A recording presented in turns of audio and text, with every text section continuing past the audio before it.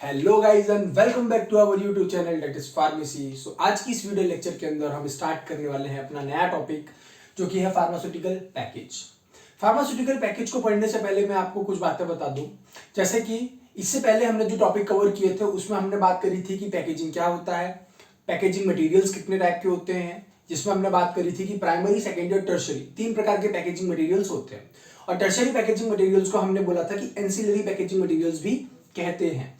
तो primary packaging materials के बारे में जब बात कर रहे थे तो हमने बात करी कि उसके अंदर चार प्रकार के जनरली हम मटेरियल्स यूज करते हैं।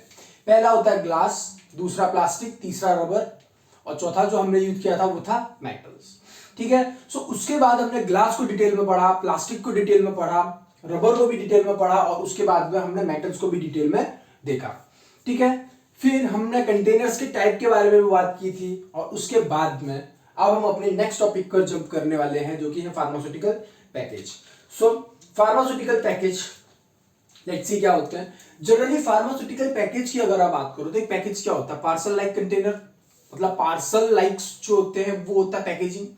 कि किसी भी फार्मास्यूटिकल प्रोडक्ट को बनाना, नॉट इवन फार्मास्यूटिकल प्रोडक्ट, किसी भी प्रोडक्ट को बनाना और उस प्रोडक्ट को बनाकर सही सलामत स्टोर करने के लिए जिस प्रोसेस का हम यूज करते हैं वो होती है पैकेजिंग।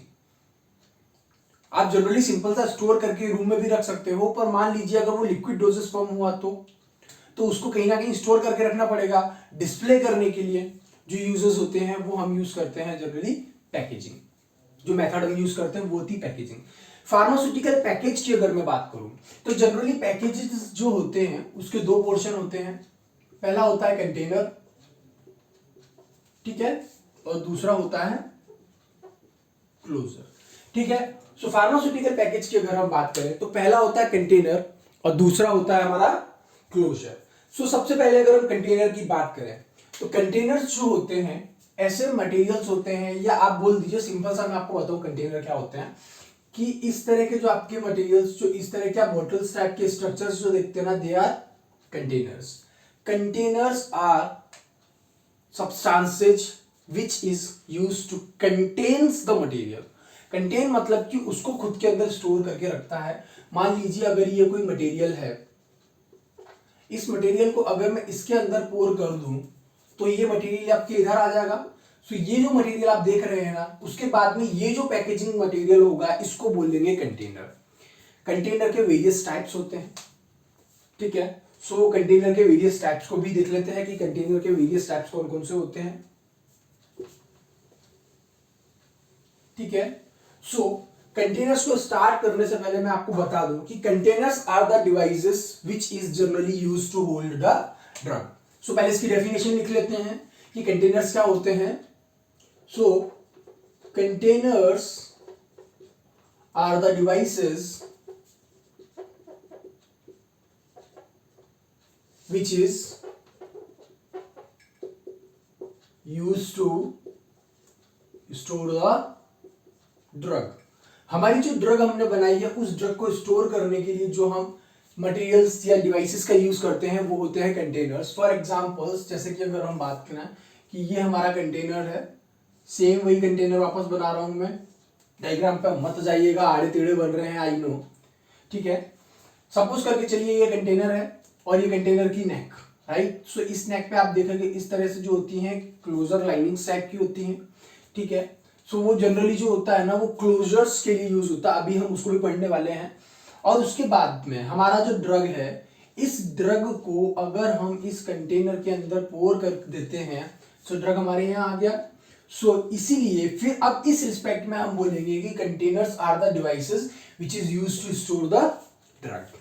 ठीक है, कंटेनर्स की अगर हम टाइप की बात करें तो कंटेनर जो होता है, कई प्रकार के कंटेनर होते हैं, उसके बारे में हम ज्यादा बात नहीं करेंगे क्योंकि कंटेनर्स के टाइप्स हम ऑलरेडी प्रीवियस वीडियो लेक्चर के अंदर कवर कर चुके हैं।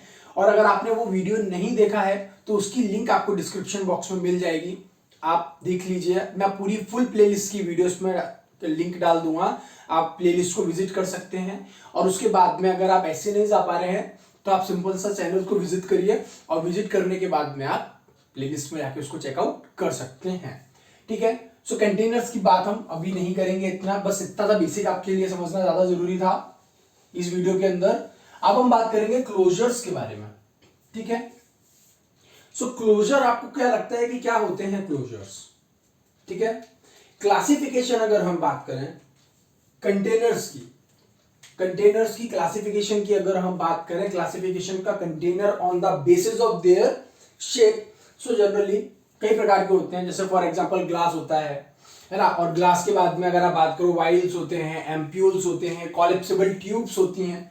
So these are all containers. ठीक है, मैंने क्या क्या बताया आपको, एम्प्यूल्स होते हैं, वाइल्स होते हैं। अब जब एम्प्यूल्स और वाइल्स की बात आ ही रही है तो मैं आपको एक बार वापस से रिपीट कर दूं कि एम्प्यूल्स जो होते हैं वो सिंगल से इस तरह से होते हैं। ठीक है, सो एम्प्यूल्स जो होते हैं generally they are single unit doses form, while जबकि जो वाइल्स होते हैं, वाइल्स के ऊपर आपको पता है यहां पर रबर कॉर्क लगी हुई होती है।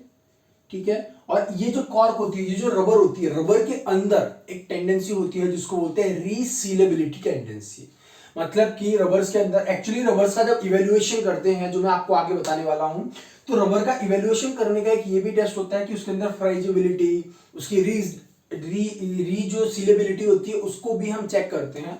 रीसीलेबिलिटी को चेक करने का सबसे बेस्ट मेथड क्या है कि एक वाइल्स लिया जाता है, वाइल्स के बाद में हम उसके अंदर बार बार एक जो 8 mm की जो आपकी नीडल होती है उस नीडल का साइज देखते हैं, और उस नीडल का साइज लेने के बाद में हम उसके अंदर बार बार परफोरेशंस करते हैं, ड्रग निकालते हैं, और तब तक ये मेथड करते हैं जब तक कि 1 ml करके निकालते हैं। और ये मेथड तब तक करते हैं जब तक कि हम अपने वाइल्स के अंदर से लास्ट ड्रॉप ऑफ ड्रग ना निकाल लें। उसके बाद में फिर हम टेस्ट करते हैं इसके ऊपर, रबर के ऊपर, और रबर के अंदर हम टेस्ट करने के बाद में क्या चेक करेंगे कि रबर के रीसीलेबिलिटी क्या है। So this is a method of evaluation जो हम अकॉर्डिंग टू आईपी पढ़ेंगे आगे आने वाले जो टॉपिक्स हैं उसमें। ठीक है, तो उससे पहले हम अपने टॉपिक्स के ऊपर जंप कर लेते हैं जो कि हमारा क्लोजर है। ठीक है, मैं आपको इनके टाइप्स बता रहा था कंटेनर्स के। ठीक है, सो कंटेनर्स के टाइप में ऑलरेडी आपको बता चुका हूं पूरे। ठीक है, सो बात करते हैं क्लोजर की। ठीक है,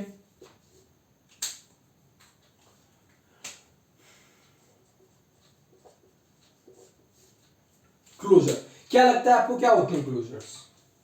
ठीक है, हम बात करेंगे क्लोजर्स और क्लोजर लाइनर्स की। ठीक है, लिख ही लेते हैं क्लोजर्स एंड क्लोजर लाइनर्स। ठीक है, आप जो देखेंगे कि क्लोजर्स जो होते हैं उनके लाइनर्स जो होते हैं उसके बारे में भी हम एक्चुअली बात करेंगे। सो क्लोजर्स की अगर हम बात करें, सो क्लोजर्स जो होते हैं वो पैकेजिंग मटेरियल्स जो होते हैं वो पैकेजिंग मटेरियल्स का टाइप ही होते हैं एक प्रकार से। जैसे कि सपोज करके चलिए कि this is the container and this is the closure. ठीक है, so this is the container जिसने हमारे ड्रग को कंटेन करके रखा है। इसकी ये ओपनिंग है, माउथ है, जहां से हमने ड्रग को अंदर स्टोर करा है। ये कंटेनर है जो इसको स्टोर करने के लिए काम आएगा, और यहां पे हमारा प्राइमरी पैकेजिंग मटेरियल पूरी तरह से कंप्लीट होता है। ठीक है, suppose if this is a container then okay. So सबसे पहले हम बात करते हैं क्लोजर्स के टाइप्स की। पहले क्लोजर्स के टाइप समझने से पहले हम ये समझ लेते हैं कि क्लोजर एक्चुअली में होते क्या है। ठीक है, सो लेट्स बिगिन। सबसे पहले अगर हम बात करें क्लोजर की, so closure, a closure is a part of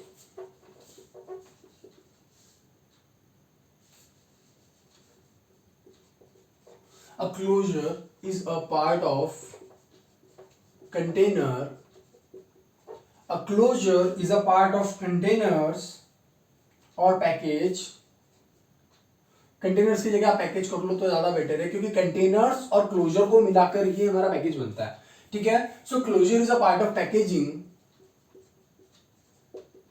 a closure is a part of packaging which prevent the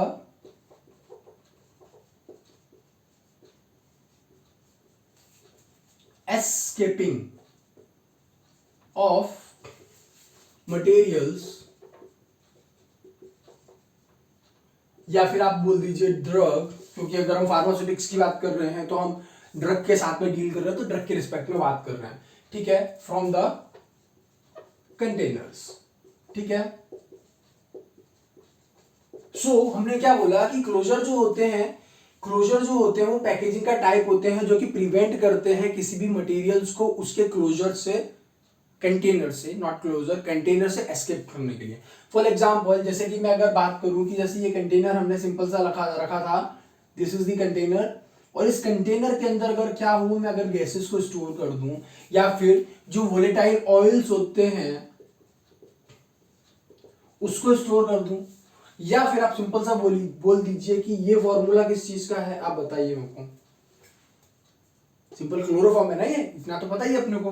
ये जो क्लोरोफॉर्म है, अगर इस क्लोरोफॉर्म को मैं इसके अंदर पोर कर दूं तो एक सर्टेन टाइम ड्यूरेशन के बाद में क्लोरोफॉर्म जो होगा वो इवेपोरेट होकर निकल जाएगा, उड़ जाएगा। सो इसी तरह से हमारे जो वोलेटाइल सब्सटेंस हैं या फिर जब ट्रांसपोर्टेशन करते हैं, तो जब पैकेजिंग मटेरियल्स को लेकर हम जाते हैं तो पैकेजिंग मटेरियल्स का क्लोजर लगाना ज्यादा जरूरी है, क्योंकि बम्पी रोड्स की वजह से जब आप शॉकिंग, वाइब्रेशन, जो मैंने आपको बताए थे कि पैकेजिंग जो होता है उसकी आइडियल और कैरेक्टरिस्टिक्स क्या होती है, आइडियल प्रॉपर्टी और आइडियल कैरेक्टरिस्टिक्स क्या होती है। तो मैंने आपको मैकेनिकल हैजार्ड्स के बारे में एक पॉइंट बताया था। सो वो मैकेनिकल हैजार्ड से भी प्रोटेक्ट करने के लिए हमारे क्लोजर जरूरी है। सिंपल सी बात है, दूध अगर आप एक ग्लास के अंदर लेके जाओगे, एक बोतल के अंदर अगर आप दूध लेके जाओगे, तो आपके जो मोशन होगा उस मोशन की वजह से उसके अंदर मूवमेंट आएंगे और मटेरियल आपके बाहर फैलने की टेंडेंसी ज्यादा रहेगी।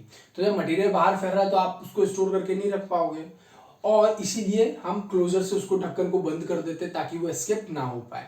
इससे भी बड़ी बात यह है कि अगर मान लीजिए हमने उसको एक जगह पर रख दिया है, सो हमारे प्रोडक्ट के साथ साथ में जो बाहर का एनवायरमेंट है, उस एनवायरमेंट के अंदर बहुत सी चीजें हैं, जैसे कि लाइक मॉइस्चर हो गया, ठीक है, मॉइस्चर के साथ साथ में हमारे माइक्रोब्स हो गए, ठीक है, माइक्रोब्स के साथ साथ में डस्ट हो गई, है ना, और डस्ट के साथ में हमारे जो एटमॉस्फेरिक गैसेज हैं वो हो गए।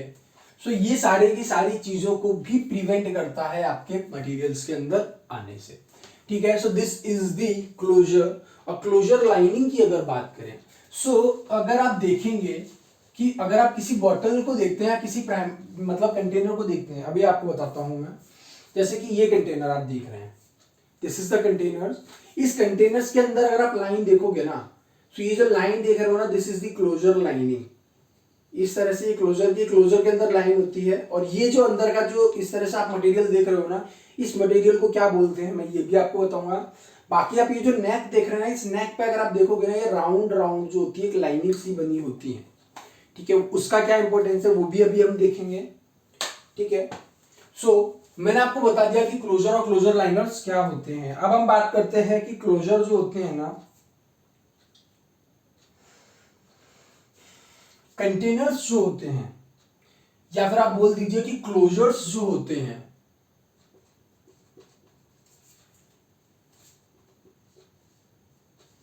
क्लोजर्स की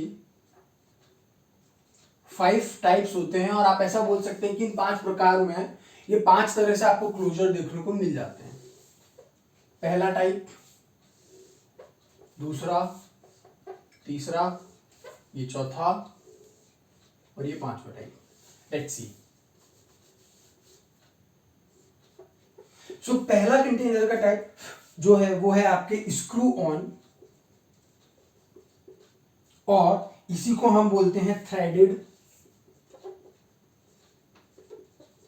और लग टाइप ऑफ क्लोजर्स, ठीक है, नॉट कंटेनर्स। सो ये पहले टाइप का क्लोजर होता है जो कि स्क्रू टाइप होता है, थ्रेडेड होता है, और उसके साथ में लग टाइप का कंटेनर होता है। दूसरा जो होता है वो क्रिम्प ऑन,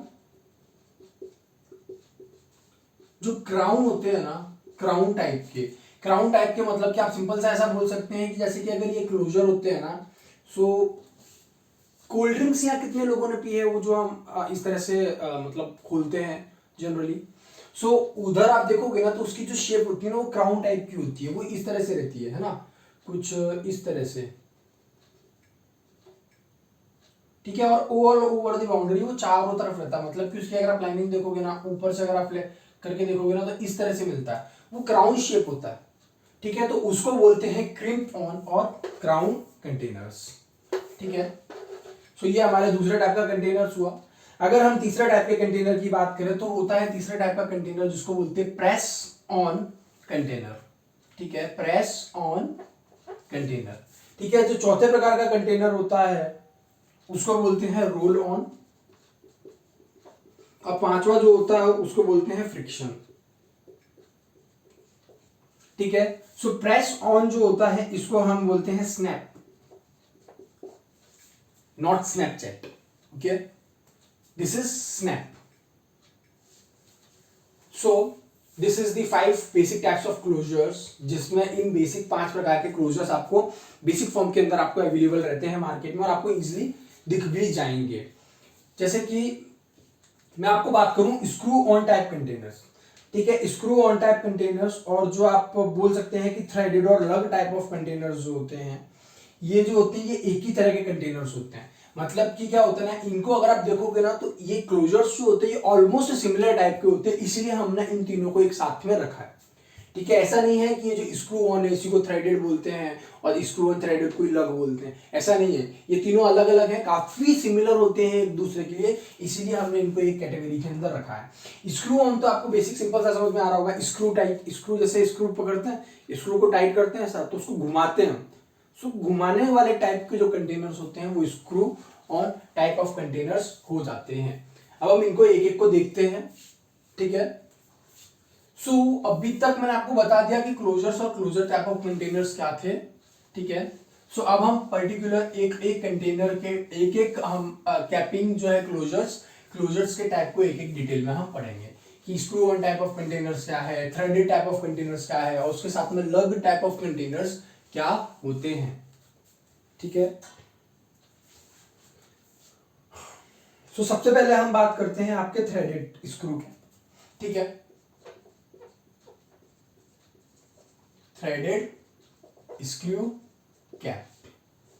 ठीक है, थ्रेडेड स्क्रू कैप की अगर बात करें तो जो कंटेनर होता है ना, कंटेनर, उस कंटेनर की नेक पर इसको हम प्लेस करके रख देते हैं।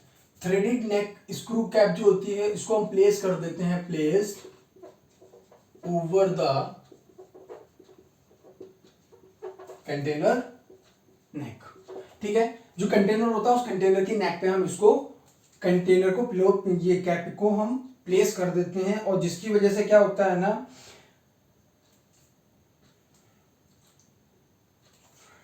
इसका जो थ्रेड होता है ना, एक थ्रेड को दूसरे थ्रेड के साथ में मोल्ड कर देते हैं और उन थ्रेड्स को हम नेक के साथ में बाइंड कर देते हैं, जो कि आपके जो नेक होती है उसके साथ में आपके फ्यूज हो जाता है। सो आप लिखिए इसमें कि it's thread placed over the container's neck and its thread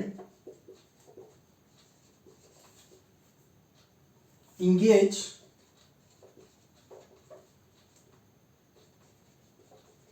with the corresponding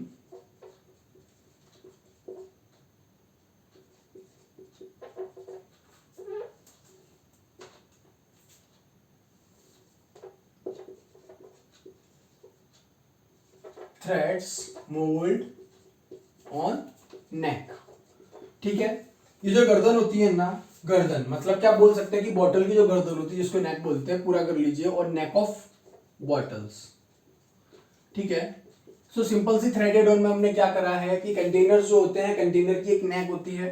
ठीक है, उस नेक पे एक थ्रेड होता है, और उसके बाद में इसको कंटेनर्स जो थ्रेडेड स्क्रू लाइक होता है ना उसको कंटेनर के ऊपर रख देते हैं। उसके बाद में जो थ्रेड होता है ना वो थ्रेड हम इंगेज कर देते हैं, जो थ्रेड होता है ना नेक के ऊपर, 2 थ्रेड है, एक कैप के ऊपर होगा एक नेक के ऊपर, और उन दोनों को हम आपस में इंगेज कर देंगे और उसके बाद में क्या कर देंगे, हम इनको सील कर देंगे। तो इस तरह की जो कैपिंग होती है that is called through cap capping. इसके बाद में अगर हम बात करें लग स्क्रू कैप कैपिंग जो होती है ना, स्क्रू कैप कैपिंग जनरली जो होती है मेटल्स की बनी हुई होती है। फॉर एग्जांपल्स लाइक जैसे कि आपके टिन प्लेट होता है, एल्यूमिनियम होता है वगैरह वगैरह।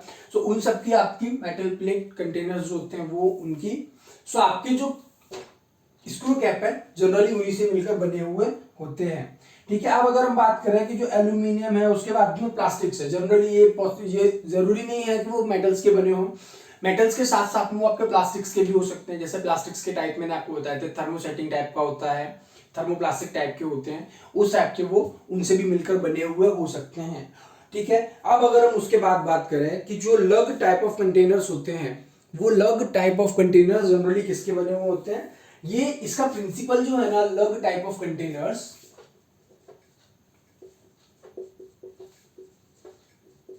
सॉरी क्लोजर्स, कंटेनर्स अगर बोल रहा हूं तो उसको आप निग्लेक्ट कर दीजिएगा अभी, क्योंकि अभी हम क्लोजर पढ़ रहे हैं, ठीक है। सो अगर मैं ये बोल रहा हूँ लग टाइप ऑफ कंटेनर, तो प्लीज आप समझ जाइएगा कि वो लग टाइप ऑफ कंटेनर नहीं है, वो लग टाइप ऑफ क्लोजर है।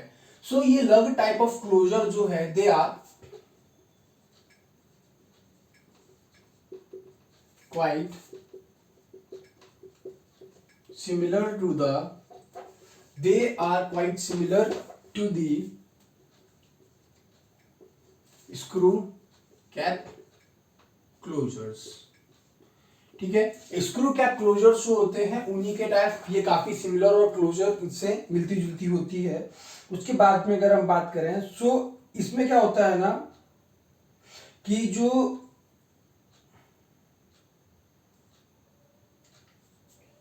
इसमें जो होता है ना, जनरली लग टाइप ऑफ कंटेनर में हम थ्रेड का भी यूज करते हैं। एक सिंगल थ्रेड होती है, वो नेक के ऊपर लगी हुई होती है, और उसके बाद में सिर्फ क्वार्टर, मतलब आप बोल सकते हो कि 1/4 of the single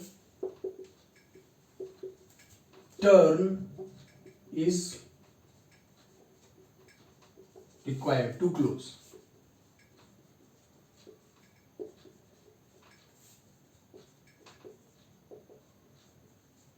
containers neck, मतलब 1/4 अगर मैं बोल रहा हूं तो इसका मतलब है quarter of the single turn, मतलब कि पूरा का पूरा टर्न, जैसे आप ये पूरा टर्न लेके गए हो ना, this is the full turn. इनको सिर्फ कितना चाहिए रहता है, यहां से इस पॉइंट से लेके इस पॉइंट तक।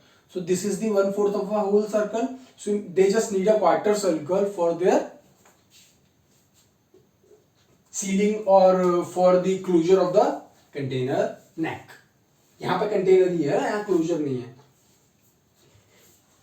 So ये आपके थ्रेड और स्क्रू टाइप ऑफ कंटेनर हो गए, ये लग टाइप ऑफ कंटेनर भी हो गया।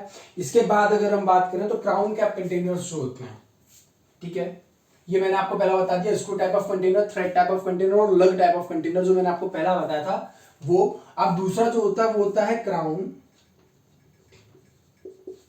Cap type closure. क्राउन आपको पता है क्राउन किसको बोलते हैं? क्राउन जो होता है वो मुकुट होता है, राइट। सो जो मुकुट होता है राजा महाराजाओं का, अगर आप देखोगे ना तो उनका इस तरह से कहीं ना कहीं दिखता है वो,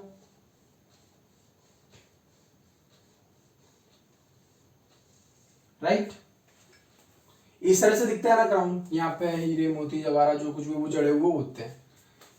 सो ये जो आप पोर्शन देख रहे हो ना, ये वाला पोर्शन, इस तरह की जो आपके मतलब बोल सकते हैं पोर्शंस जो होते हैं, या फिर आप बोल दीजिए कि इस तरह के जो निकले हुए पोर्शंस होते हैं बॉटल के अंदर, वो जनरली आपको देखने को मिलेंगे पूरी की पूरी बॉटल के अंदर, ठीक है। इसको आप सिंपल सा बॉटल कंसिडर करके चलिए, या फिर मैं एक थोड़ा सा बेटर और अच्छा डायग्राम बनाने की कोशिश करता हूँ। Hold on a second.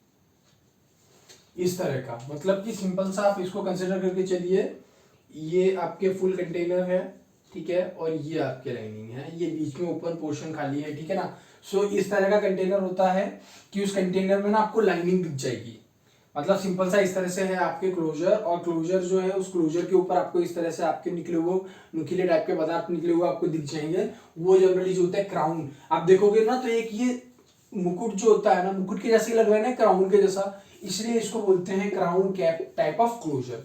ये crown cap of type closures जो होते हैं, ये जनरली कोल्ड ड्रिंक्स जो होती हैं उसमें आपको देखने को भी मिल जाते हैं, ठीक है।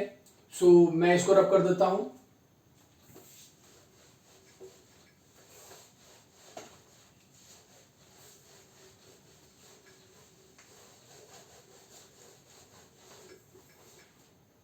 ठीक ठीक है, तो मैंने आपको 4 बता दिए, स्क्रू टाइप ऑफ कंटेनर बता दिया, थ्रेडेड टाइप ऑफ कंटेनर बता दिया, लग टाइप ऑफ कंटेनर बता दिया, और उसके closure, sorry not containers, right, closure और कंटेनर में थोड़ा सा समझ जाओ, ठीक है। वापस से बता देता हूं, मैंने आपको स्क्रू टाइप ऑफ क्लोजर बता दिया है, थ्रेड टाइप ऑफ क्लोजर बता दिया है, उसके बाद में मैंने आपको लग टाइप ऑफ क्लोजर बता दिया, और क्राउन टाइप ऑफ क्लोजर भी मैंने आपको बता दिया है।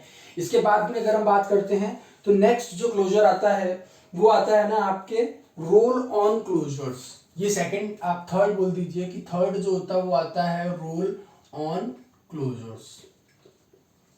सो ये जो रोल ऑन क्लोजर्स होते हैं ये जनरली आपके ऑपोनेंट होते हैं थ्रेडलेस शेल्स जो होती हैं, थ्रेडलेस शेल्स जो होती हैं,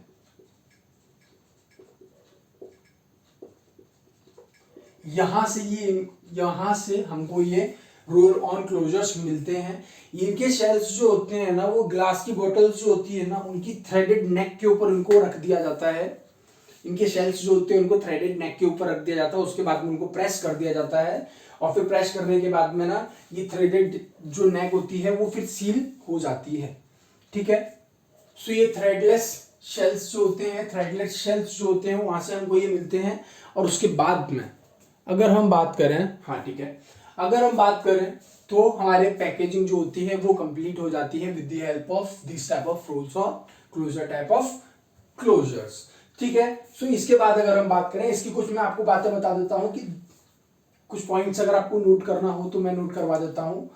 आप लिखिए कि roll on closures are obtained as threadless shells. Roll on closures are obtained as threadless shells. These shells are placed on glass bottles. These shells are placed on glass bottles having threaded neck. Having threaded neck. This shell is placed over the neck of container and pressed so that the thread is automatically formed. Okay. Roll-on type of closures are extremely suitable for glass containers since these closures allow for dimensional change in the glass containers. These closures allow for dimensional change in the bottles of closure glass container, ठीक है। So ये roll on closure type of containers के बारे में था। अब हम इसके बाद में बात करते हैं हमारे नेक्स्ट टाइप ऑफ क्लोजर्स के बारे में, जो कि है आपका पिल्फर प्रूफ क्लोजर्स।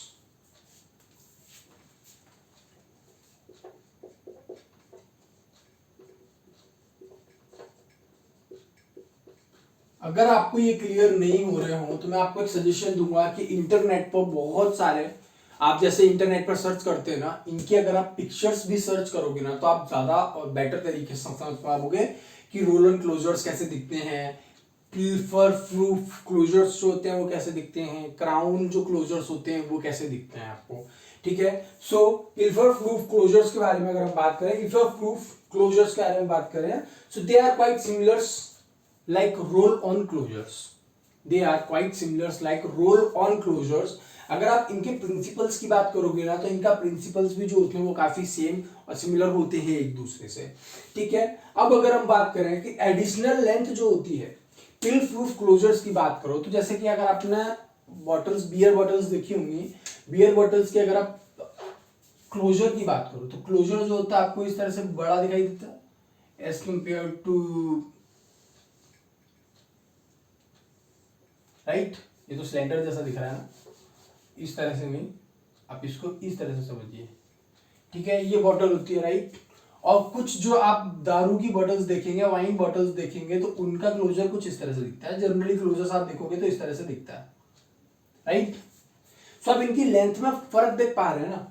तो ये जो होते हैं ना, they are pilfer proof type of closures. इसमें क्या होता है कि नेक जो होती है पूरी नेक चली जाती है और उसको सील कर देते हैं। ये जो क्लोजर होता है ना, ये जो क्लोजर है, इसी क्लोजर को हम सील कर देते हैं, ठीक है। तो ये क्लोजर्स जो हो जाएंगे वो सील हो जाएंगे इस तरह से।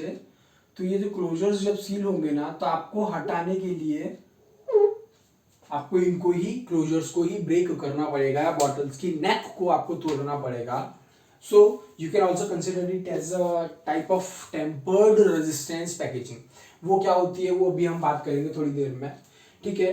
सो इसके बाद में ये जो होते हैं ये प्लीफर फ्लूफ क्लोजर्स होते हैं. इसके बारे में एक दो लाइन लिख लीजिए कि it is similar to roll on closure type of container.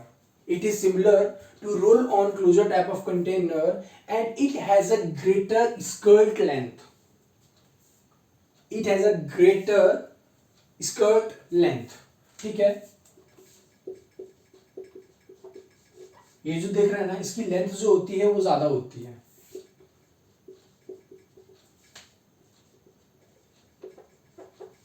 Greater skirt length होती है इनकी.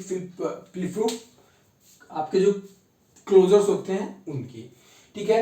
सो यहां पे ये आपके क्लोजर्स खत्म होते हैं. इसके बाद में हम बात करते हैं क्लोजर लाइनिंग्स की कि क्लोजर्स लाइनिंग क्या होती है. ठीक है. एक बार इनके आप डायग्राम्स या इमेजेस अगर आप इंटरनेट पे सर्च करेंगे तो आई थिंक ज्यादा बेटर क्लियर होगा आपको. ठीक है. क्योंकि इनकी इमेजेस यहाँ पे थोड़ा सा समझाना थोड़ा सा मुश्किल है. आप समझ सकते हैं. फिर भी ट्राई किया है मैंने. आप इनकी नेट पे अगर आप डायग्राम देखेंगे ना या आप स्केच देख लो या फिर आप इनके जो इमेजेस होते हैं वो इमेजेस देख लोगे तो I think that will be quite more beneficial to you guys. It will help you a lot to understand the types of closure system along with the type of containers. Okay. So इसके बाद हम बात करते हैं कि closure liners.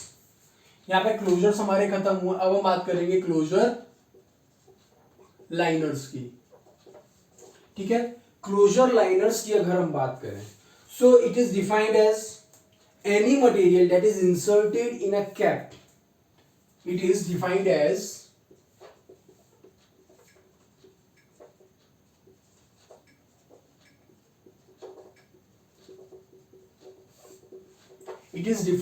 any material. हाँ ठीक है. It is defined as any material placed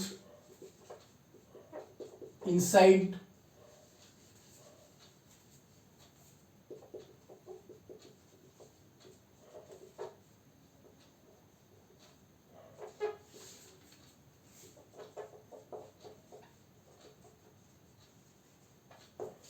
it is defined as the material which is placed inside or inserted in a cap to effect the seal inside the closure system or cap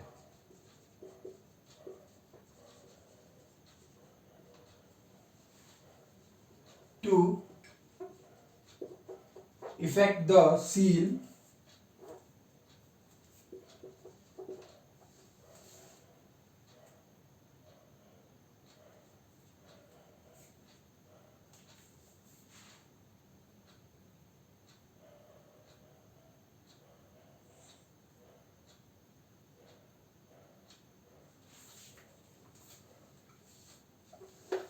It is defined as any material placed inside the closure system or placed inside the cap to effect the seal between the closure and cap. Right? तो closure और cap के बीच में जो closure और cap के बीच में आपके जो सील होता है उसको और इफेक्टिव बनाने के लिए हम क्लोजर लाइंस को उसके अंदर डाल देते हैं. ठीक है. उसके बाद में हम बात करते हैं कि क्लोजर लाइनर्स के टाइप क्या क्या होते हैं. ठीक है. सो मैं आपको उससे पहले क्लोजर्स के टाइप्स भी बता देता हूं. ठीक है. क्लोजर लाइनर्स की अगर हम बात करें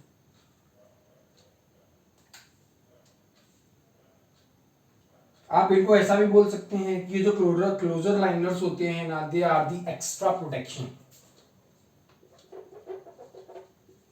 दे are for extra protection purpose.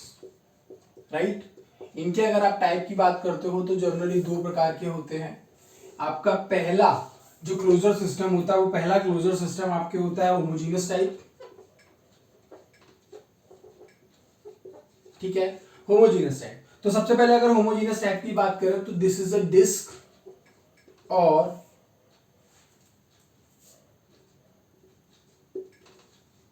Ring form type. ठीक है, अब जैसे क्या है कि क्लोजर्स को जब आप देखोगे ना, तो क्लोजर्स के फॉर एग्जांपल जैसे क्लोजर्स अगर आप देखोगे तो इस तरह से दिखेंगे आपको, राइट।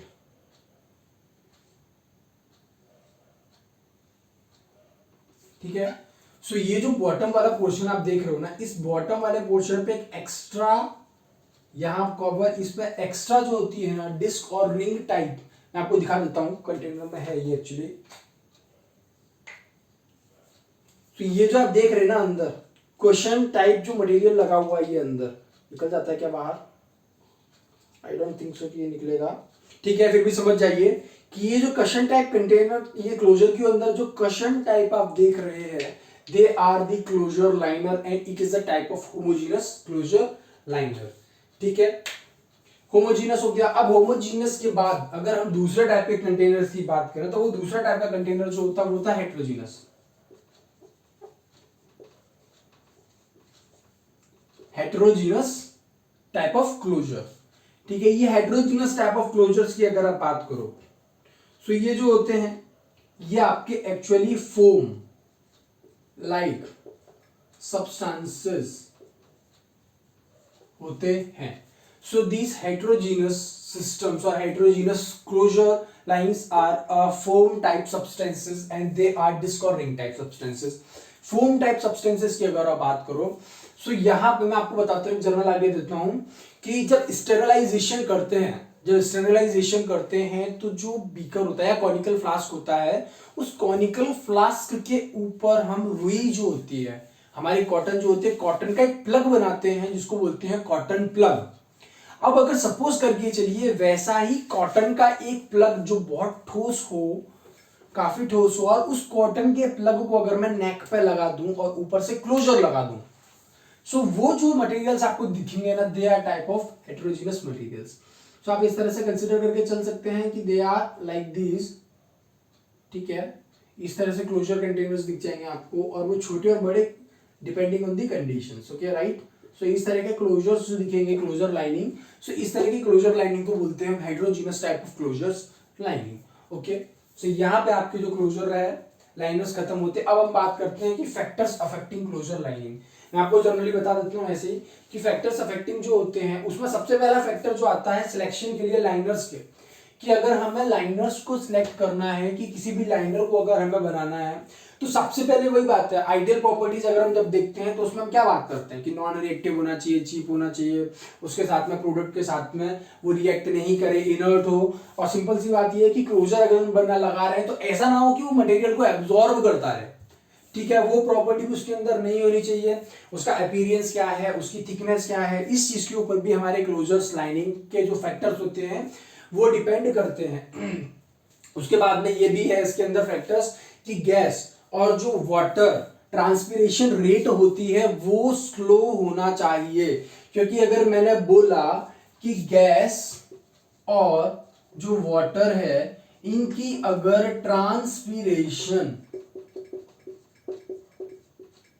रेट अगर ज्यादा हो गई तो उसकी वजह से हमारा जो कंटेनर हमने जो रखा है, हमारा जो क्लोजर सिस्टम हमने जो रखा है, वो क्लोजर सिस्टम हमारे कहां चले जाएगा, इवेपोरेट होके निकल जाएगा। ठीक है, इस तरह की बॉटल होगी और उसमें ये नेक पे हम लगाते हैं एक्स्ट्रा प्रोटेक्शन के लिए। ठीक है, और हाइड्रोजनस सब्सटेंस होते हैं, मैं बता रहा था कि फैक्टर्स अफेक्टिंग, राइट। सो गैस वाटर की ट्रांसपिरेशन रेट अगर ज्यादा होती है तो हमारा प्रोडक्ट बहुत जल्दी इवेपोरेट होकर बाहर निकल जाएगा, जो कि आइडियल कैरेक्टरिस्टिक्स नहीं है किसका, क्लोजर का और क्लोजर लाइनर का। सो इसीलिए ये इसकी ट्रांसपिरेशन रेट ज्यादा ना हो, ट्रांसपिरेशन रेट कैसी होनी चाहिए, लेस। ठीक है, ट्रांसपिरेशन रेट जो है उसकी लेस होनी चाहिए। और इसके साथ साथ में हम ये भी बात करते हैं कि कितना टॉर्क हम लगा रहे हैं इस कैप में। जैसे मान लीजिए ये कैप है और इसको मैंने ठूस ठूस के भर दिया। ठीक है, इसका साइज थोड़ा सा और बड़ा कर देते हैं, घबराइए मत। ठीक है, मान के चलिए कि यहां से ऐसा ठूस ठूस के भरा है हमने रुई।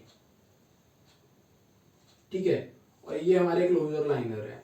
सो इस क्लोजर को, जो हमारे क्लोजर लाइनर है, उसको निकालने के लिए कितना टॉर्क हम अप्लाई कर रहे हैं, उस चीज के ऊपर भी हमारा selection of closure liner depend करता है। So these are some kinds और दीज आर सम फैक्टर्स, ठीक है, जो कि किस तरह के होते हैं आपके लाइनर्स, जो कि किस तरह के होते हैं आपके सिलेक्शंस करते हैं। पहला, जैसा मैंने आपको बताया कि केमिकल इनर्टनेस, हाँ केमिकल इनर्टनेस होती है। अपीयरेंस और थिकनेस भी इनके फैक्टर के ऊपर काम करता है।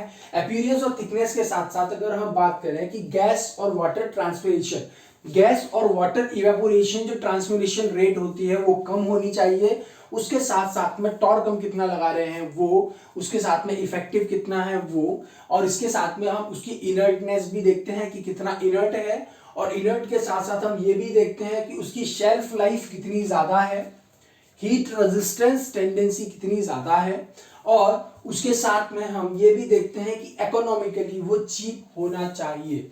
कुछ भी काम हो, कोई सा भी काम कर रहे हो, सस्ता होना चाहिए, सस्ता और टिकाऊ, ऐसा बोलते हैं ना। सो कहीं भी अगर जाए हम, किसी भी तरह की बात करें, सो वो क्या पहला पॉइंट ही क्या होता है कि वो चीप होना चाहिए। हम ज्यादा पैसे अफोर्ड नहीं कर सकते तो सस्ता मटेरियल चाहिए हमको, तो चीप होना चाहिए। क्लोजर अगर हम बना रहे हैं, ठीक है, तो चीप होनी चाहिए। उसके बाद में हीट रेजिस्टेंस टेंडेंसी देखते हैं, इसकी हीट रेजिस्टेंस टेंडेंसी अच्छी होनी चाहिए। उसके बाद में वाटर और गैस ट्रांसफरेशन रेट जो होती है वो कम होना चाहिए। इसके साथ साथ में हम देखते हैं कि टॉर्क जो हम लगा रहे हैं वो कितना, इसकी शेल्फ लाइफ कितनी है, ठीक है ना, क्या बोल रहे हैं कि इसकी शेल्फ लाइफ जो होती है वो भी देखते हैं हम, है ना, टॉर्क को देखते हैं। उसके बाद में हम बताते हैं कि हीट रेजिस्टेंस बता दिया मैंने, इकोनॉमिकली चीप होना चाहिए, ठीक है, कैसा होना चाहिए, चीप होना चाहिए। और क्या बोला था मैंने कि हीट रेजिस्टेंट होना चाहिए, ठीक है, हीट रेजिस्टेंट होना चाहिए। These are some factors which is generally select, और these are some selection parameters of a closure liners. So यहाँ पे हमारे पैकेजिंग मटेरियल खत्म होता है। मटेरियल मतलब जो पैकेज होता है, पैकेज मटेरियल, जो पैकेज मटेरियल तो खत्म हो गया ऑलरेडी। हमारा जो फार्मास्यूटिकल पैकेज होता है वो खत्म होता है, क्योंकि कंटेनर्स को हम प्रीवियस वीडियो में कवर कर चुके हैं। और उसके बाद में हमारे जो क्लोजर लाइनर्स होते हैं वो क्लोजर लाइनर्स को हमने आज कवर कर लिया है।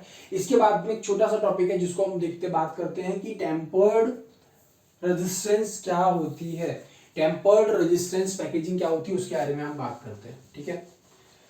सो टेम्पर्ड रेजिस्टेंस ग्लास की अगर हम बात करें या फिर टेम्पर्ड रेजिस्टेंस पैकेजिंग की बात करें तो वो इस तरह की पैकेजिंग होती है। Tempered resistance packaging is a kind of packaging in which if someone tried to remove or someone tried to exchange or someone tries to convert a product inside from it, that it will show clear indication that something is wrong with this packaging materials. Okay, so we get alert before using that kind of materials.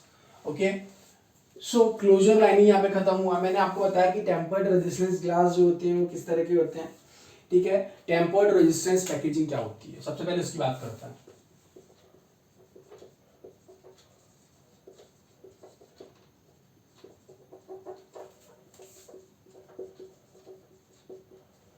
Tempered resistance packaging की अगर हम बात करें तो tempered resistance packaging जो होती है,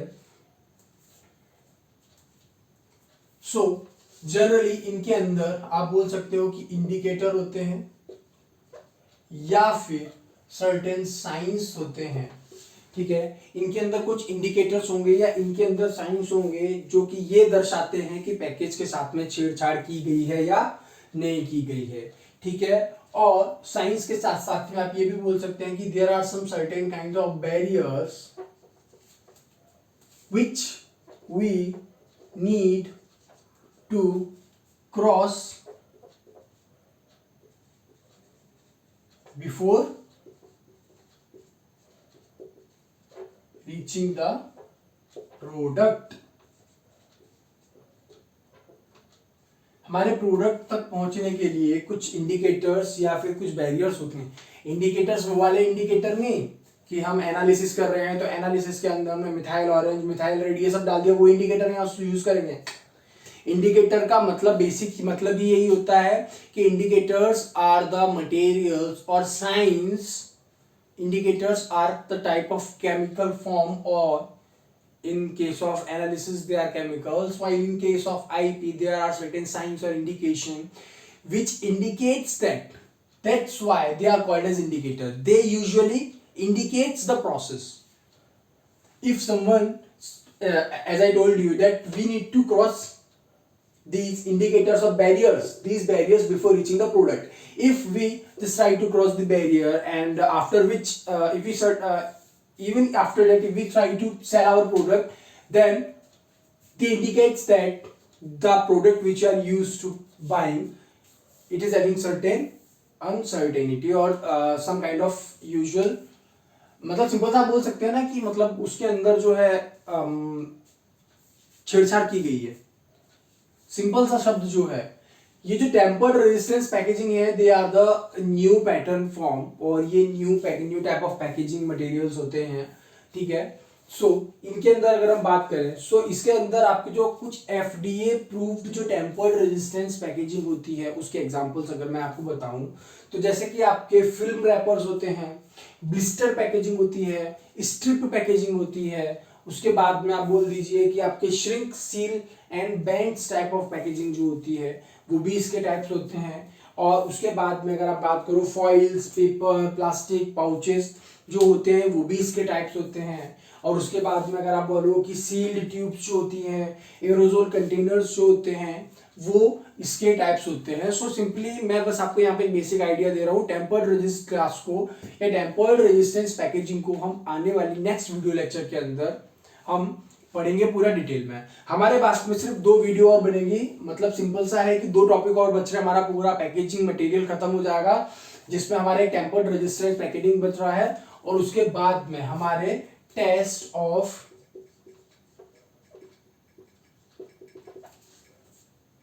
आप बोल सकते हैं कि टेस्ट ऑफ लिमिट, या फिर आप बोल दीजिए कि लिमिट टेस्ट ऑफ अल्केलिनिटी,